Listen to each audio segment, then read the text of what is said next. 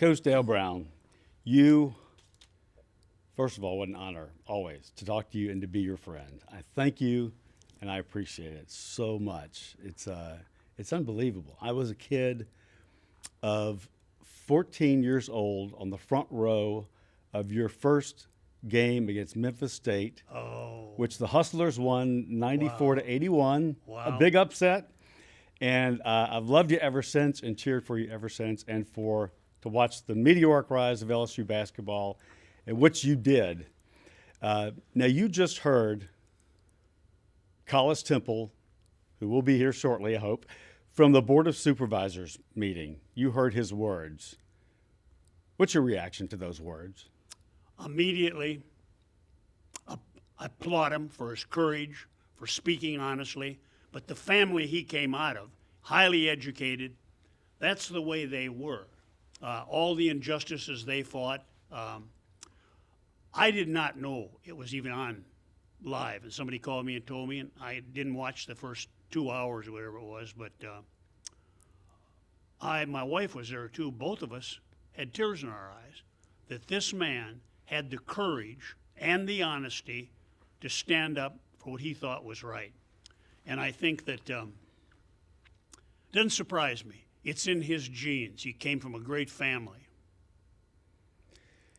Coach, you mentioned your wife, and we've not had the chance to talk to her, so I understand that. That's fine.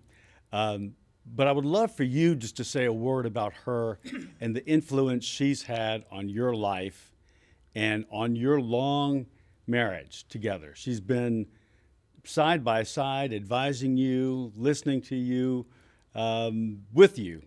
So tell us about the Vonnie Brown that we don't know. 62 years she's been married to me. Now, I don't know if I could be married to me for 62 years. She's brilliant. She's world-renowned. A man in Budapest, a man in Prague. My wife are in the folk dance world.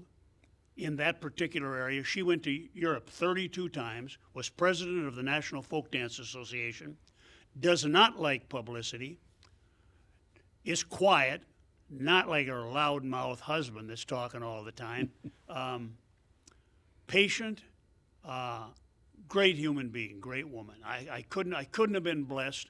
I can't imagine having anyone better than her for the 62 years of my life. She must be a great listener and advisor if it's necessary.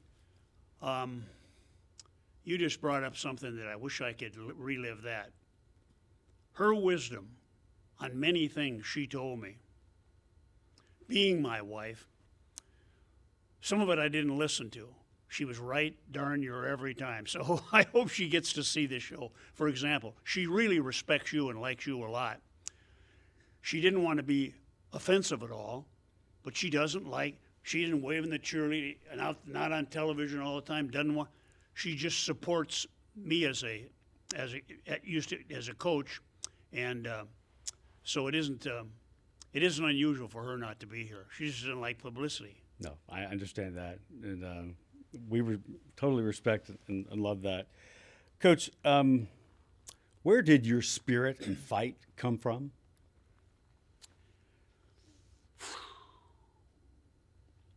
2 days before I was born, my biological father abandoned my mother and I. It was 1935, the height of the Depression. She came off a farm, uneducated, 8th grade,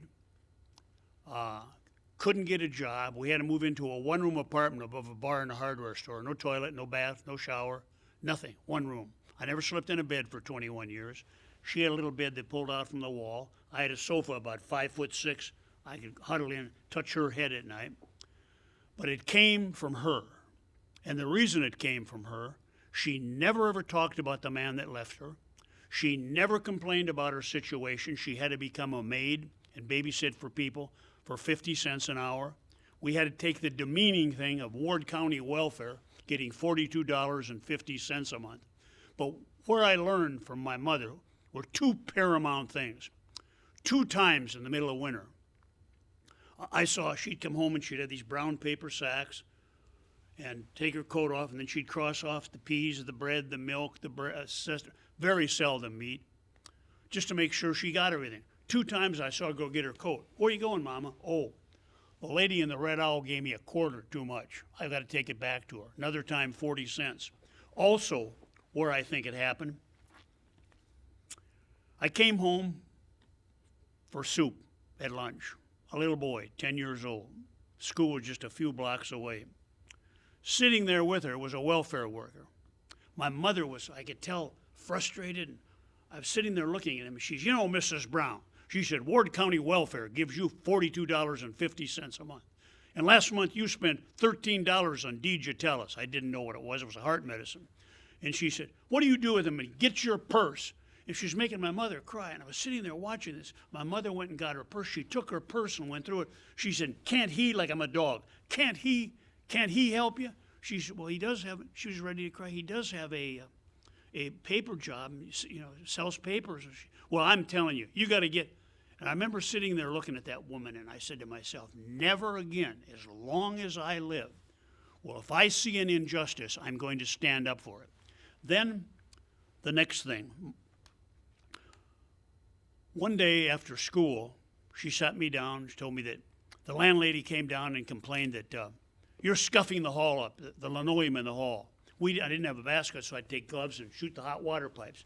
And she said, that brat of yours, if he does that again, she said, you're going to get kicked out of here. You better find a place. Dale, what are we going to do? Here again, she's being intimidated. So I go down the hall, 4 security block. I knock on the door. She opens this little peephole, and I say, you leave my mother alone. Do you understand? You leave her alone. Then I walk down the hall, scuffing up the linoleum as hard as I could. Final thing. Here's what else I learned. Edgar Guest is my favorite poet. My mother lived this life. I wish I could be like her and John Wooden and not the work in progress I still am at 86. He said, I'd rather see a lesson than to hear one any day. I'd rather you walk with me than to merely show the way. The eye's a better teacher and more willing than the ear, and the counsel you are giving may be very fine and true, Andre, but I'd rather get my examples by observing what you do. I got it from watching my mother getting beaten up, that I was going to stand up for what was right. Now, if I'd have been a little smarter, I would have sometimes maybe not spoken up all the time. What made you an equal opportunity person? You loved anybody for what they were. You didn't see color. You didn't see any of the things that you probably encountered once you came to the South and to LSU. And other places perhaps, but you certainly saw that in some places here, but that doesn't seem to be even an aspect of you. Is that from her also, or where is that from? Genes that I got from her. She used to go babysit, and I'd wait up for her. This one particular night, she came home, and we had one chair, and she asked me to sit in it. And she pulled a little footstool up, and she said, son, I want to tell you something, and I want you to listen. She said, I'm so self-conscious when these big shots pick me up to go babysit for their children. She said, I go look up big words in the dictionary so I can inject them in the conversation. She said, I want them to be distracted, that what's your husband do? What's your grade? I want to control the conversation. And she said, son, that's wrong. She said, it's wrong because I'm trying to make an impression. So she said, Dale, what you've got to do in your life, she said, no matter what, she said, I'm trying to make an image on those people. And son, if you spend too much time polishing your image, eventually you'll tarnish your character and be an unhappy man. You do what you know is right and stand up for it. I haven't been able to do that. You do it. 2 and 2 is 4, my mother. Never talked about the man that left her. One time she was gone looking through her Bible, and a letter fell on the floor. And it had 302 East Ash, Enid, Oklahoma, Charles A. Brown. So when she came home, I said to her, Mama, I saw that letter. I was looking at your Bible, and I didn't read the letter, but who's Charles A. Brown? She said, "That's your father." I said, "No, it isn't." I said, "That's your husband?" She said, "Yes." I said, "What kind of a man is he, Mama?" Now remember, he left her in the Depression. She said, "Oh, he was a good man." She said, "He worked hard." She said, "Your two older sisters, he took good care of them." "Well, if he was such a good man, Mama, why did he leave us?" She said, "Well, he found someone else he thought he wanted to be with more." Never once. So, God bless her. Did she live to see some of your success, say here? She was on the brink of it. She died 6 months before I got the job. Oh, really? And I wanted so desperately to try to give her something back, which I never could. Except worry, that's all I gave her probably. I think you gave her.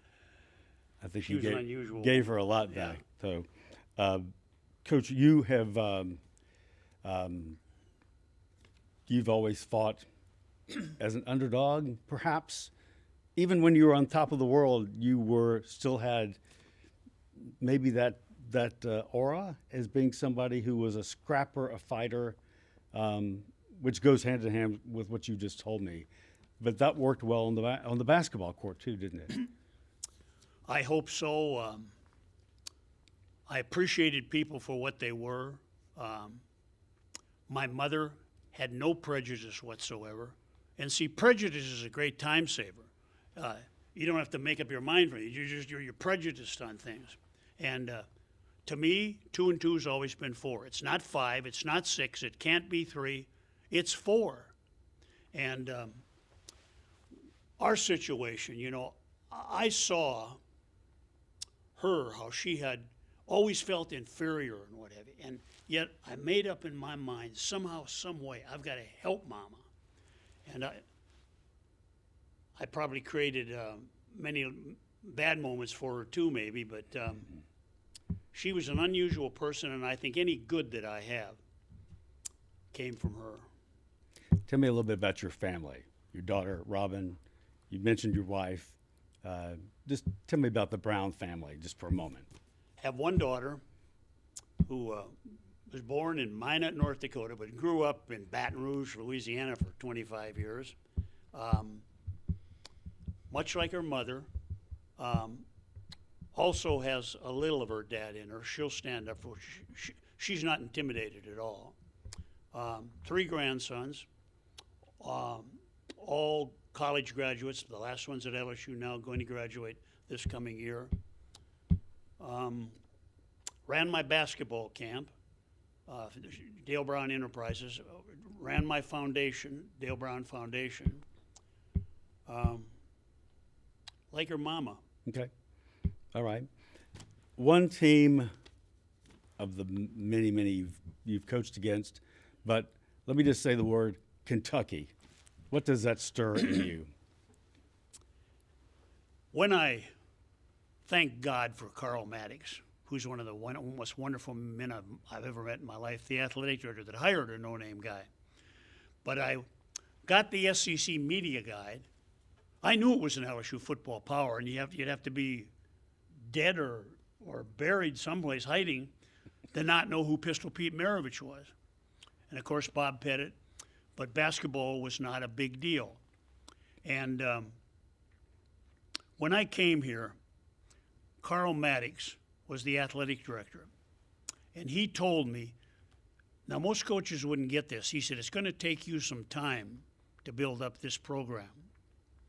And I looked in the media guide, and Kentucky had won more championships than the rest of the league combined. Wow. So the very first meeting we had, Jack Shallow, Homer Drew, and myself in Broussard Hall, I'd written on the board, our competition, then Kentucky. Times beaten Kentucky. One time, average loss. I think they beat them once on the road and once at Kentucky, didn't they? Once here. Right. 88-71 in 1971, the year before you came. Correct. And then in 1959. Average loss was about 24.5 points a game at Kentucky. So boldly, I wasn't planning to be the white man's Muhammad Ali, but I said, there's the competition. It's not Tulane. It's not North Carolina. It's not Auburn.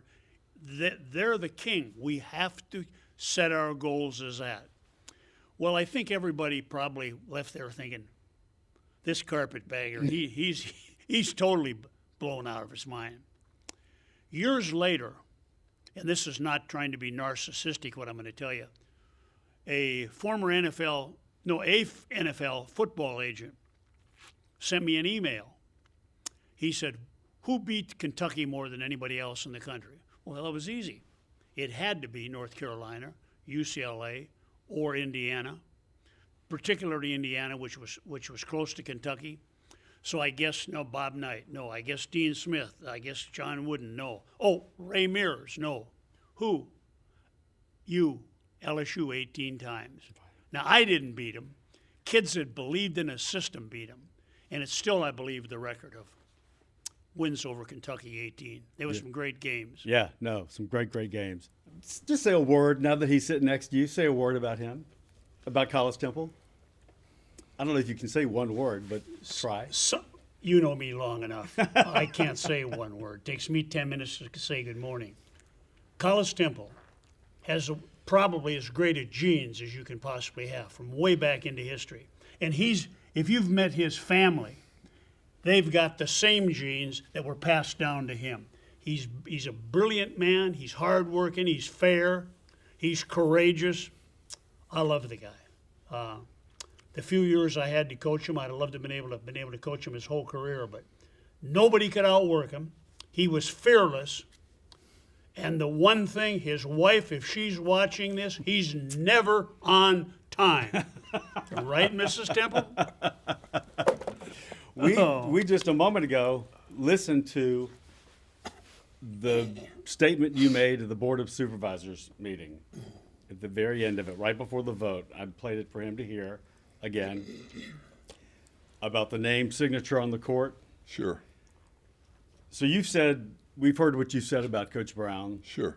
But his father in college, at a point in time when he wanted to adjust some of your game, I think, and the way you were handling your body, Sure.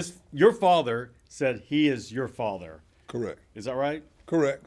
He has been all along, right? Absolutely. Absolutely. And remains? Combination of a father and a big brother, because I'm only about 14 or 15 years younger than he is. My older sister's 12 years, is 12 years my senior. So my oldest sister and he are close to the same age. So I look at the guy, he's a combination guy. I call him a combination guy. He's like a dad, but not quite old enough to be a dad. If he was 16 or 17, I would have been born around that time. He's really like an older brother. So we're like, really, we have a special relationship. So older brother, dad figure, yeah. The man who Friend figure more than dad and brother. Friend. Sure. He makes an impact on a lot of people's lives. Don't you love talking in third person now, talking about you like you're not here? Sure. Doesn't he make a huge impact on people's lives? Tremendous impact. He's what people would consider a world beater. He's a mover and a shaker. He's a change agent. He's a motivator. He's like a bunch of different things all wrapped up in one. For the good of humanity, that's who Coach Brown has been as long as I've known him, which has been 50 years. He's just a good guy. And we will soon be able to see his signature on the court of that arena right behind you, Coach Dale Brown, and scheduled for the Kentucky game. Correct. January 4th. And what a night that will be, huh? It'll be a special time. It'll be a special time in the annals of LSU athletics. It'll be a special time probably in Coach Brown's life, because I'm sure he didn't come here to coach in 1973 with the anticipation of his name being branded on the court. He came to impact the lives of some young athletes and maybe move on and go back to Minot, North Dakota sooner than later. But now he's been here for Since 1972, I guess. sure Going he's on been 50 here years. 52 years, and he's made a great impact on a lot of people's lives. More than just basketball guys. I mean, ladies and men, girls and boys. He's made an impact on a lot of people's lives. If you could track down a guy named Ramsey Dardar, who was a great defensive lineman at I knew LSU. Yeah. He'd explain to you how Coach Brown would not give up on him. If you would track a young lady that played basketball early on that lives in Seattle, who I just happened to talk to the other day, she'll tell you the impact that Coach Brown had on her life. So, see, he's a cross, I don't want to use the word cross-dresser, but he crosses all lanes. He crosses all lanes. So for women's rights, human rights, men's rights, human rights, individuals who are disenfranchised, he's for the guy, the lady who is the disenfranchised person. He's a guy who will not give up on people because he's a true humanitarian. And he's like for the underdog guy because, hell, he's an underdog guy. So he's just for the underdog guy. Yeah, we mentioned that, but as soon as I say that, I'm like, yeah, but he's for that guy too, and he's Sure. for that guy. He's Sure. for every guy. Sure, that's right. And every woman. That's right. But most people are what you call front runners. So everybody's for the guy that's winning. Everybody's for the guy that has all the money. Everybody is for the guy who's in first place. Everybody's for that guy. Everybody says, "Oh, I was for him." When he gets finished and he gets the blue ribbon or the gold medal, everybody says, "Oh, I was for him." But the guy who didn't win, who was for that guy, and that's who Dale is. He's for like everybody. He's for the effort. You know the effort, right? The effort. He's for the effort. So most people are for the winner. He's for the effort. Because eventually, if you're for the effort guy eventually becomes a winner. And that's how it works. So give up on him. Oh, yeah, you don't give up. You just Yeah. keep plugging. Birthdays. I'm told you remember players' birthdays and call them. Is that Yeah. accurate? He calls them, sends them a note, emails them. All your players. Yeah, all the players. I know where all 160 are, Yeah, and I try to talk to them on a regular basis. I'm sure. Because some of them, when I see them out at Ruth Chris's or somewhere, I'm like, have you talked to Coach Brown? Have I talked to him? I can't get him to stop emailing me. He's sending me information every day. He's the information doctor. He's the information doctor. He's his own network. He's still trying to figure out why I don't know how to email and all that kind of stuff. I tell him if I email, I'll never stop looking at my phone, I guess, and never stop looking at a computer. So I'm not an email guy. No one can outwork this guy. No one. On the court, no one could outwork him. He was fearless. He'd take on any kind of challenge. Off the court, you can't outwork him. He has no hours. Coach, this airs 2 days before 29th, 30th, 31st. 2 days before your birthday. October 31st. Yes. Yeah. Halloween. You and Nick Saban.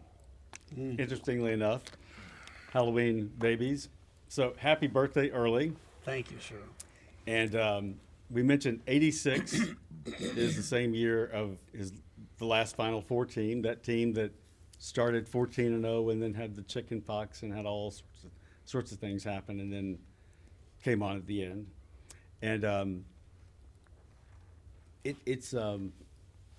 I'm tickled to death. I got to let you go, but it's so thrilling for me, who watched you as a kid, covered you as a sportscaster, became friends with you when I moved away, and remained that friends with you since I've been back.